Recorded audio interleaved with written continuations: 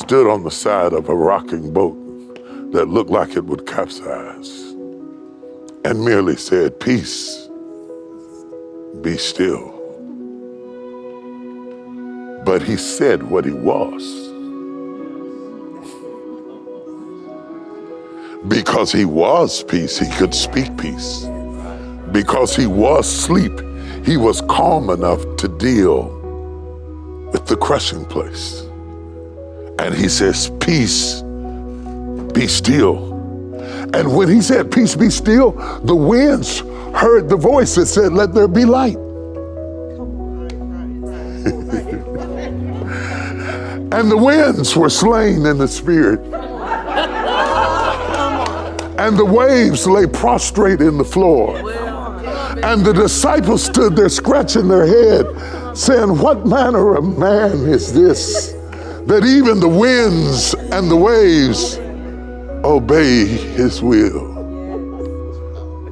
He rebuked the wind. But wait, you don't rebuke weather. You rebuke spirits. So behind the weather was a spirit.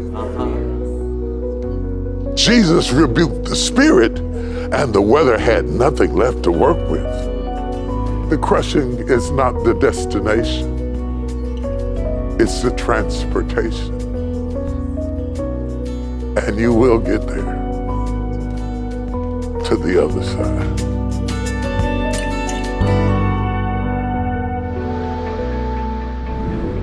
And so it was amazing for me that in the same year, the first time I made my first trip to the motherland, to the land of my ancestors, when I first got off the plane to hear the gentleman say in a deep African accent, "Welcome home,"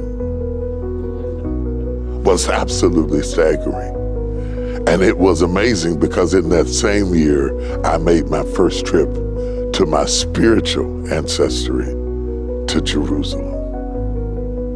It was the first time these old West Virginia feet had walked down cobblestone streets and smelt bread baking early in the morning and watched Jerusalem open up and come to life much as it would in the days of Christ's time.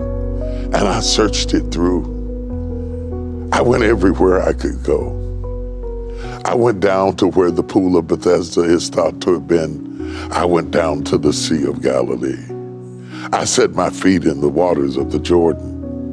And I went to a place called Megiddo, where Armageddon is supposed to be, leaped out of the car over in Jordan and ran out in the mud to stand and look around at the amphitheater, a natural amphitheater of mountains all around, just to see what was going on. I went in the Temple Mount, which is now controlled not by the Jews, but the Muslims. And they told me to take off my shoes as I went in there, and I went inside the Temple Mount and had the experience of walking up into what would have been the holies of holies, only to find Abraham's rock, the place where he would offer up Isaac. And it was then that I realized that the Bible isn't wide.